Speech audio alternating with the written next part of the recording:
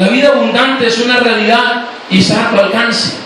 La palabra de Dios dice que Jesús vino para que nosotros tuviéramos vida y vida en abundancia. Y yo voy a hablarte en esta hora de cómo Dios en realidad puede cumplir esa promesa en tu vida el día de hoy. Así que el pasaje que voy a tomar como referencia, ya se lo debe imaginar quien conoce la palabra de Dios, está en San Juan 10:10. Y dice la Escritura: el ladrón no vino sino para robar, matar y destruir. Hay tres cosas, hay tres actividades o tres obras que el enemigo vino a hacer a este mundo.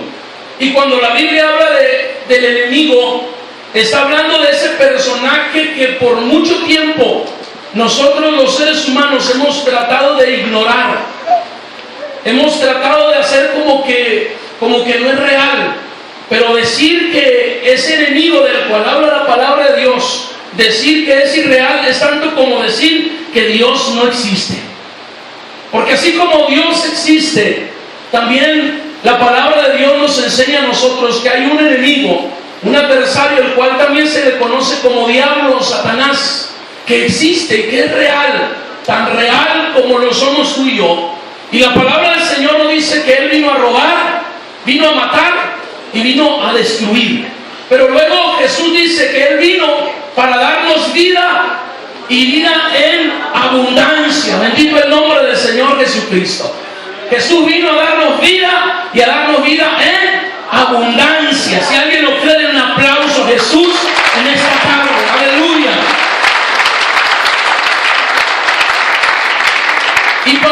Y para hablarte de este pasaje, yo quiero contarte un poco. Hace unos días mi esposa estuvo en casa de una persona, y al estar en casa de esta persona, mi esposa estaba testificando de lo que Dios había hecho en nuestras vidas, en su vida y en mi vida. A ella le creen bastante cuando habla de lo que fue su vida. Realmente es una mujer que no tuvo que andar haciendo nada por allá. Creció en su casa bajo el cuidado de sus padres, ¿verdad? Fue una buena muchacha. Y bueno, llegó el momento en el que ella le entregó su vida a Jesús. Simplemente no anduvo haciendo nada allá afuera antes de venir a la iglesia. Ella le entregó su vida a Cristo, así que no tiene ningún problema. Pero cuando mi esposa empezó a platicar la vida que yo llevaba antes de venir al camino de Dios, la persona le decía: ¿a poco? ¿En serio? ¿Me estás engañando? Le decía a esta persona. Quedó de venir hoy, no sé si estará aquí. Y le decía: me estás engañando, me estás contando mentiras, no te creo. ¿Cómo es posible que alguien que haya vivido antes lejos de Dios hoy esté predicando la palabra de Dios? Bueno, ese es el caso de muchos de los que estamos en este lugar. No es solamente el caso de quien predica hoy, es el caso de muchos de nosotros. De repente la gente piensa que quienes estamos en una iglesia, un día nacimos en la iglesia. Escuchamos gente que tuvo la bendición de crecer en la iglesia. Algunos dormían debajo de las bancas de la iglesia, del templo, pero no todos tuvimos ese privilegio, no todos tuvimos ese honor. Y yo recuerdo que más o menos tenía aproximadamente unos 9 años cuando por primera vez escuché a un hombre llamado Joel Leiva, de la iglesia La Casa del Alfarero. Estaba predicando la palabra de Dios en la colonia de ellos de Reforma, en Cananea, Sonora. Y yo escuché a este hombre que estaba dando su testimonio afuera en la calle con un micrófono. Y entonces yo salí porque me llamó la atención lo que este hombre estaba gritando a los 4 vientos. Y salí y fui a verlo y empezó a proyectar una película de la crucifixión de Jesús.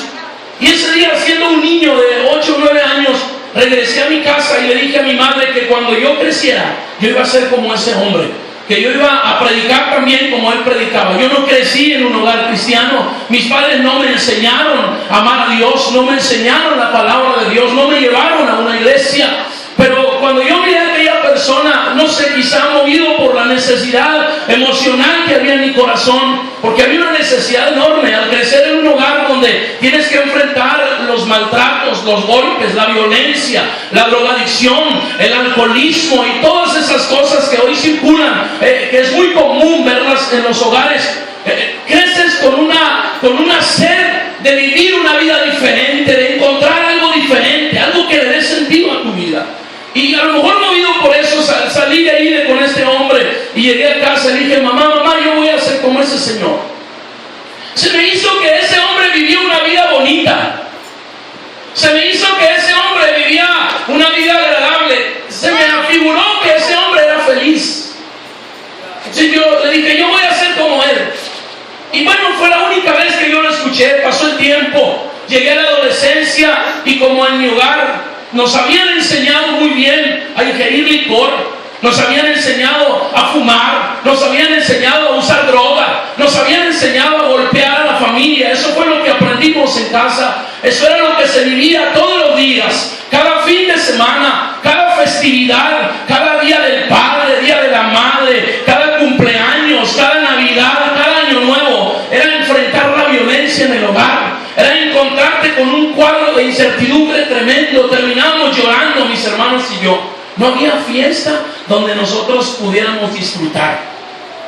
Pero eso fue lo que nos enseñaron. Así que entrado en la adolescencia nosotros empezamos a caminar por ese camino que nos habían enseñado de niños. Mis hermanos y yo empezamos también a ingerir licor, empezamos también a usar otro tipo de cosas en nuestra vida. Gracias a Dios que Dios no permitió que terminara refugiándome en la droga. Inicié solamente cuando Dios, a través de un hermano de la iglesia que hoy está aquí sentado, ahí está el hermano José Luis Verdugo, que fue y me dijo, vamos a la iglesia conmigo porque Cristo cambió mi vida. Gracias a que Dios puso esas palabras en sus labios y un día yo decidí ir a la iglesia. Dios no permitió que me hundiera mi vida más. Mis hermanos vivían en un hogar donde golpeaban a su familia, porque eso fue lo que aprendieron. Mi familia, muchos de ellos terminaban en prisión, porque eso fue lo que aprendieron. Cada día que pasaba y cada vez que yo vivía este tipo de situaciones en casa, cada vez que miraba a uno de mis hermanos enfrentarse a la terrible decisión de irse de la casa, porque estaban hastiados de vivir en una casa donde se gritaba todos los días, donde se insultaba todos los días, donde se golpeaba a quien se atreviera a decir una palabra. Mis hermanos, cansados de ese ambiente, decidían irse de casa y ¿saben qué? Se iban, y algunos de ellos se refugiaron en drogas, otros de ellos terminaron allá haciendo cosas que no debían. Mis hermanas terminaron lastimadas de su corazón por hombres que se aprovecharon de esa necesidad emocional que ellas tenían de encontrar el amor que no había en casa. Y ellos empezaron a irse de muy temprana edad, 14 años, 15 años. Es una tristeza todo eso. Y aunque yo era el mayor, yo era el único que quedaba en casa sin arrancar de casa. Mis hermanas por ahí eran madres solteras, mi hermano andaba en las drogas, mis otros familiares estaban en prisión y yo iba caminando hacia allá.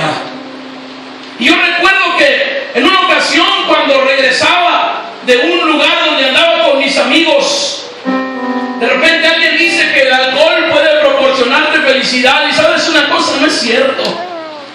No es cierto. Yo puedo decir, y hay muchos aquí que pueden decir que no es cierto porque no pudo hacerlo con nosotros. Algunos dicen que la droga puede suplir esa necesidad que hay en tu corazón, pero no es cierto tampoco. Recuerdo que le preguntaba a Dios sin saber de Él cuando caminaba a veces en las madrugadas de regreso a casa y le decía al Señor, Dios, o Diosito, como le dice la gente, ¿verdad? Diosito, si en verdad existes, ¿por qué no haces algo conmigo?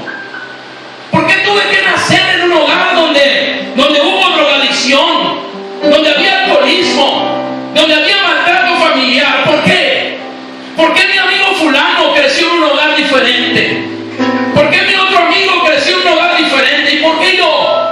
¿Por qué mis hermanas tuvieron que irse de casa siendo unas adolescentes para que hombres se aprovecharan de su necesidad, esa necesidad emocional que ellas tenían y abusaran de ellas? ¿Por qué tuvimos que enfrentar todo eso? Yo no entendía nada de eso. Yo le decía, Señor, pero si en verdad existes, haz algo conmigo.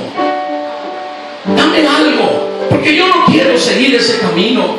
No quiero que cuando yo me case mis hijos vayan a caminar por ahí. No quiero que mis hijos tengan que enfrentar ese sufrimiento, porque oiga usted, yo sé que aquí